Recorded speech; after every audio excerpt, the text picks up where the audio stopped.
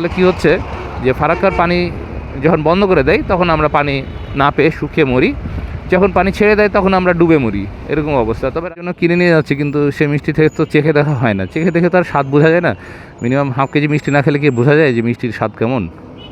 সময় এখন 10:15। Hey everyone, welcome to my channel SNR blogs. আমরা আবার বের হয়ে গেলাম, এখন আবার রওনা দিলাম।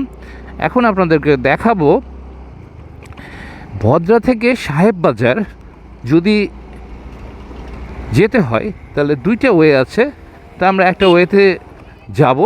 নেক্সট ভিডিওটা আরেকটা ওয়েতে দেখাবো যে ভদ্রা থেকে সাহেব বাজারে আপনাকে আসতে হলে কোন দিক দিয়ে আসতে হবে। ততক্ষণ পর্যন্ত আপনারা রাস্তাগুলো দেখতে থাকেন। আমরা পদ্মাবাসিকের মধ্যে দিয়ে যাচ্ছি।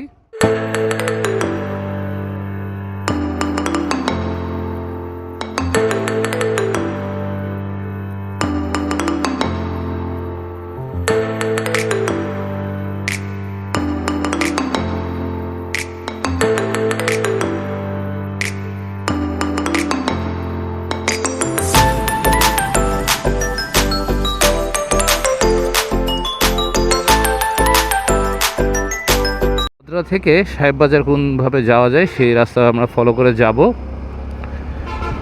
তো মানুষের জীবনটা আসলে ফুল অফ ট্র্যাজেডি বলতে কখন কার কি বিপদ আসবে, কি ঘটনা ঘটবে মানুষ আমরা জানি না। মৃত্যুটা আসলে অনেক সহজ একটা বিষয়, আমরা বেঁচে আছি এটা অস্বাভাবিক, মৃত্যুটা স্বাভাবিক এবং সহজ একটা বিষয়। আমরা বেঁচে আছি বা বেঁচে থাকাটা আসলে কঠিন। এটা হচ্ছে ভদ্রার মোড়, আমরা আবার চলে আসলাম। এখানে সব রংপুর পাবনাগামী বাসগুলো আপনারা এখানে পেয়ে যাবেন। রংপুর পাবনা দিকে যদি কেউ যেতে চান তাহলে এই ভদ্রা মোড় থেকে আপনারা উঠতে পারেন।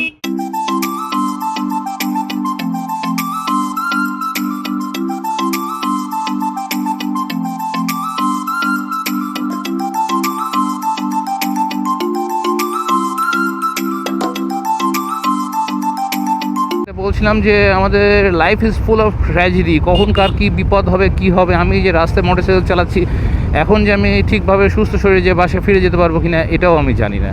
জীবনে মৃত্যু একবারে একটা সুতা দিয়ে বাঁধা, জীবন এবং মৃত্যুর মধ্যে ডিফারেন্সটা একটা চিকন একটা সুতা দিয়ে বাঁধা। সুতার একদিকে বাঁধা আছে জীবন, সুতার অপোজিট দিকে বাঁধা আছে মৃত্যু। তো যাই হোক, এই হচ্ছে জীবনের নাম। সবসময় পরীক্ষার মধ্যেই আমাদের থাকতে হয়। পরীক্ষাটা আল্লাহ আমাদের পরীক্ষা করে, যে আমরা তিনি যে বিপদগুলো দেয় সে বিপদ আমরা ধৈর্য ধারণ করছি না হচ্ছে কীভাবে থাকছি। এই জিনিসগুলো বিপদ আসে আল্লাহর কাছ থেকে, সমাধানও আসে আল্লাহর কাছ থেকে। আল্লাহ আমাদের পরীক্ষা নেন যে কীভাবে ধৈর্য ধারণ করে আমরা একটা কাজ করতে পারছি কি পারছি না, আমরা ধৈর্য ধরতে পারছি কি না। বিপদে পড়লে মানুষ সবচেয়ে প্রথম যেটা হয় সেটা হচ্ছে ধৈর্য হারা হয়ে যায়। মানুষ যদি ধৈর্য হারা হয়ে যায় তাহলে কিন্তু তার বিপদ আরও বাড়ে, বরং কমে না কখনো। বিপদ যদি আরও বাড়ে তাহলে তার ধৈর্য আরও হারিয়ে ফেলবে, সে হতাশ হয়ে পড়বে। কিন্তু আমাদের বিপদে কী করতে হবে? বিপদে সবসময় ধৈর্য ধারণ করে রাখতে হবে। আমরা নর্দার্ন মোড়ের কাছাকাছি চলে এসেছি। এটা হচ্ছে নর্দার্ন মোড়। কেউ যদি বলে যে আপনাদের নর্দার্ন মোড় যায় আসতে, সোজা চলে গেলে পেয়ে যাবেন হচ্ছে মুন্নাফের মোড়, সাধুর মোড়, এইটা রাস্তায় পড়বে। আপনারা যদি হচ্ছে কেউ যদি হচ্ছে রাজশাহীতে নতুন আসেন, যদি মনে হয় যে কেউ ডাকছে আপনাকে মুন্নাফের মোড়ে মেসে আয়, তাহলে আপনারা কি করবেন? কাজলা গেট থেকে অটোতে উঠবেন, বা বিনোদপুর থেকে যদি থাকলে অটোতে উঠবেন, বলবেন না আমরা নর্দার্ন মোড়ে যাব। নর্দার্ন মোড়ে এসে অটো থেকে নেমে এই জায়গা ভেতরে 5 টাকা 7 টাকা এরকম একটা ভাড়া হবে, সে ভাড়াটা দিয়ে ওখান থেকে আবার অটো পাবেন। সেটা হচ্ছে যাবে মুন্নাফের মোড়, তারপর সাগরপাড়া। রাজশাহী সিটি লাইটসের রাত্রেবেলা আমরা যে ভিডিওগুলো দেখছিলাম, যে রাজশাহীর প্রথম যে লাইটগুলো ইনস্টল করা হয়েছিল, ডেকোরেশন লাইট, সেই লাইটগুলো এখানে দেখতে পাচ্ছেন। এই লাইটগুলো হচ্ছে ফার্স্ট হচ্ছে আপনার ইনস্টল করা হয়েছিল রাজশাহী সিটিতে সৌন্দর্য বর্ধনের জন্য, আলোকসজ্জা করার জন্য। সেই লাইটগুলোর দিনের মতো অবস্থা আপনারা দেখলে আশা করি বুঝতে পারছেন যে চেহারাগুলো অনেকটাই নষ্ট হয়ে গেছে, লাইটগুলো হচ্ছে বডি ফেড হয়ে গেছে।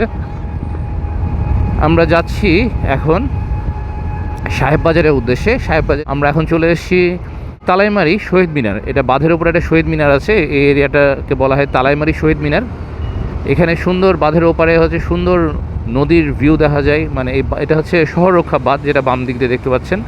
এই বাঁধটার হচ্ছে পারপাস ছিল যে যদি বন্যার পানি যদি যাতে শহরটাকে ভাসিয়ে না দেয়, এটা শহর রক্ষা বাঁধ। কিন্তু এটা বাঁধের ওপাশে নদী নাই, এর থেকে অনেক দূরে প্রায় আধ কিলো বা 1 কিলো দূরে, জায়গা ভেদে 500 মিটার থেকে 1 কিলো পর্যন্ত দূরত্বে আপনার হচ্ছে নদীটা আছে। আরও দূরে সরে গেছে এখন, হয়তো বা রিসেন্ট আমার নদীর পাড়ে যাওয়া হয়নি। আপনাদের নিয়ে একদিন নদীর পাড়ে যাব ইনশাল্লাহ, দেখবো নদীর পানির অবস্থা কী।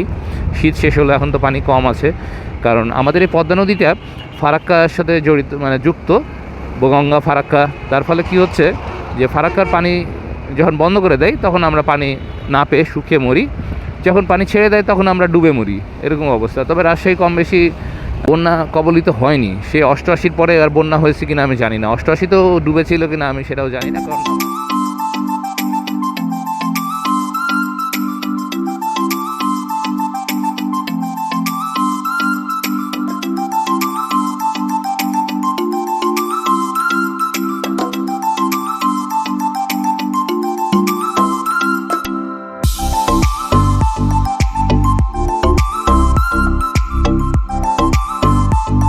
এক চোখে দেখতে পেলেই হলো, এক পা সচল থাকলেই হলো, এক হাত সচল থাকলেই হলো। ডান হাত যদি সচল থাকে তাহলে খুবই ভালো, বাঁ হাত সচল থাকলে হবে। কারণ অনেক রিক্সার পিছনে, অনেক অটোর পিছনে লেখা থাকে দেখবেন প্রতিবন্ধী রিক্সা বা প্রতিবন্ধী অটো, মানে 0 পয়েন্ট। আমরা এখানে একটু স্লো করব। নেক্সট আমাদের কাজ হচ্ছে সাহেববাজার 0 পয়েন্টের পরে পড়বে আরডি মার্কেট, তারপরে পড়বে হচ্ছে সোনাদিঘির মোড় বা মণিচত্বর। তো মণিচত্বরের আগেই আমাদের একটা বিখ্যাত মিষ্টান্ন ভাণ্ডার আছে, তার পাশে আমাদের কাজ, সেটা হচ্ছে নবরূপ মিষ্টান্ন ভাণ্ডার। নর্মালি মানুষ যদি চিনতে চায় রাজশাহীতে যে কোথায় ভালো মিষ্টি নিব, অনেকগুলো ভালো মিষ্টির দোকান আছে। সবচেয়ে পুরাতন মিষ্টির দোকান যেটা টিকে আছে সেটার নাম হচ্ছে রাজশাহী মিষ্টান্ন ভাণ্ডার। রাজশাহী মিষ্টান্ন ভাণ্ডার, এটা হচ্ছে এই ডান দিকের রাস্তা দিয়ে চলে গেলে কিছু দূর যে হাতের বামে পড়বে, এই রাস্তাতে চলে গেলে এটাকে বলা হয় গণকপাড়া। গণকপাড়াতে পড়বে রাজশাহী মিষ্টান্ন ভাণ্ডার। ওদের সবচেয়ে আদি মিষ্টি এরা বিক্রি করে। আরও দুই একটা ছিল শামীম সুইটস, তারপর আরও কিছু কিছু পুরাতন মিষ্টির দোকান ছিল, তারা উঠে গেছে অনেকগুলোই। শুধু রাজশাহী মিষ্টান্ন ভাণ্ডার আছে। আর এই সাইড দিয়ে গেলে বাটার মোড়ের জিলাপি, বাটার মোড়ের বাটা জুতার দোকানের পাশে যে জিলাপির দোকানটা, সেই দোকানটার নাম হয়ে গেছে, অরিজিনাল নাম কেউ জানে না, বাটার মোড়ের জিলাপি বলে নামে পরিচিত। রাজশাহীর বিখ্যাত বাটার মোড়ের জিলাপি, রাজশাহীর বিখ্যাত রাজশাহী মিষ্টান্ন ভাণ্ডারের মিষ্টি। আর একটা মোটামুটি বিখ্যাত হয়ে উঠেছিল, সেটা হচ্ছে নবরূপের মিষ্টি। এখন তাদের কোয়ালিটি কেমন আছে জানি না, কারণ আমার নিজের ডায়াবেটিস আছে, যে কারণে আমি মিষ্টি খুবই কম খাই। হয়তো বা কিনি, মানুষের জন্য কিনে নিয়ে যাচ্ছি, কিন্তু সে মিষ্টি থেকে তো চেখে দেখা হয় না। চেখে দেখে তো আর স্বাদ বোঝা যায় না। মিনিমাম হাফ কেজি মিষ্টি না খেলে কি বোঝা যায় যে মিষ্টির স্বাদ কেমন। এই তো জ্যামে বসে আছি, আপনাদের সাথে গল্প করছি আর যাচ্ছি। আমাকে যেতে হবে সামনে বামে, আমি ধীরে ধীরে বামে ঢুকে পড়বো। আমাকে পার্কিং তো নাই এখানে, তাও কোনো মতে রাস্তার মধ্যে পার্কিং করে একটু জায়গা দাও ভাই, আমি একটু চলে যাই। হ্যাঁ, ঢুকে গেছি। এখানে কত সুন্দর সুন্দর জিনিস পাওয়া যাচ্ছে, আমি ওখান থেকে নিলাম। আচ্ছা, যাই হোক, যেখান থেকে নেওয়ার ভাগ্যে থাকে সেটাই হবে, কোনো উপায় নেই। তো আমাদের ভিডিও আজকে এই পর্যন্তই। ভিডিওর কোথাও যদি কিছু ভালো লাগে তাহলে অবশ্যই একটা লাইক দিয়ে দিবেন। চ্যানেলে যদি নতুন হন তাহলে এটা সাবস্ক্রাইব করবেন। আর যদি মনে হয় যে আমাদের চ্যানেলে আরও মেম্বার বাড়া উচিত, তাহলে অবশ্যই 5 জনের মধ্যে শেয়ার করে দিবেন, তারা যাতে আমাদের চ্যানেলটাকে লাইক করতে পারে। এই সামনে দেখা যাচ্ছে নবরূপ দধি ও মিষ্টান্ন ভাণ্ডার, আপনারা দেখতে পাচ্ছেন কিনা জানি না। দেখেন রিক্সার লাইনে আমি যে মোটরসাইকেলটা রাখবো তার কোনো উপায় নাই। তো সবাইকে আল্লাহ হাফেজ।